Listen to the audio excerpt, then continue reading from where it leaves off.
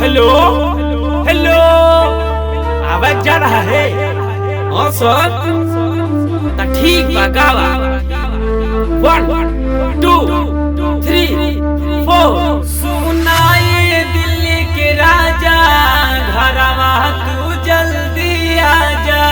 सुनाए दिल्ली के राजा, घरवा तू जल्दी आजा। अरे चुप सारे, चुप चुप चुप चुप चुप। ये ससुर के नाती हरियाणी गाना ही गावा छोड़ा रे। देख ये गाना सुन पहले, देख कैसे बजता था। सही जावे ना जुदाई सजना, तेरे बिना दिल नहीं लगना।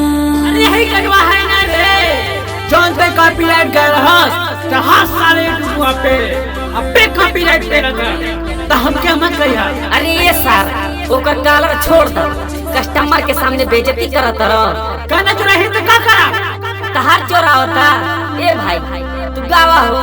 ठीक बा 1 2 3 4। सुनाए दिल्ली के राजा, घरवा तू जल्दी आजा। तोहर याद सतावेला, हमके नींदियो नया वेला। तुहर याद सतावेला, हमके नींदियो नया वेला। देवरा से मन घबराला, घरवा तू जल्दी आजा। सुनाए दिल्ली के राजा, घरवा तू जल्दी आजा। वाह, वेरी गुड, बहुत बढ़िया।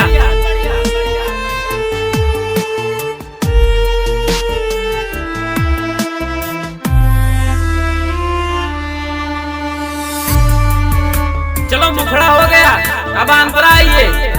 ठीक बा 1 2 3 4। गवना करा के राजा छोड़ी गईला घरे, सूती जब से जिया पे मन बड़ी करे।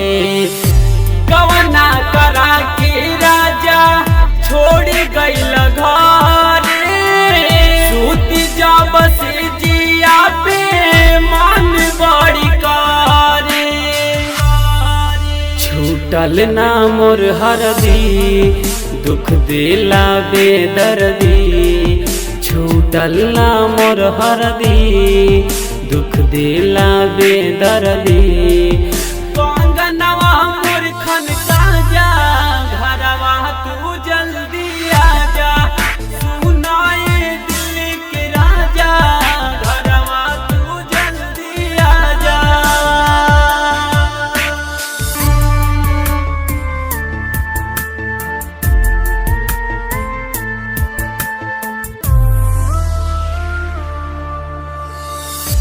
पैसा कमाए में तू बड़ा जहुआइल, अपने मिहरिया के दिल तू भुलाइल।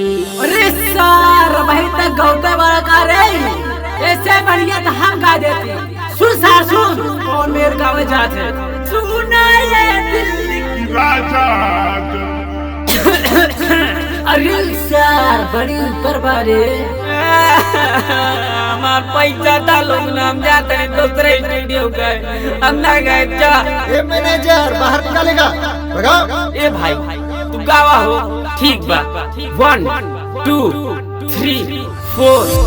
पैसा कमाए में तू बड़ा जहुआइल, अपने मिहरिया के दिला तू भुलाइल। पैसा कमाए में तू बड़ा जहुआइल, अपने मिहरिया के दिला तू भुलाइल। ई बाटे कवन जीना, रात में धड़के सीना। ई बाटे कवन जीना, रात में धड़के सीना। सूरत आया अपन दिखा जा, सुनाए रवि राजा। आहवाना घरवा आजा, सुनाए रवि राजा। बंद करो सब शूटिंग वूटिंग के चक्कर हमरा कोई गाड़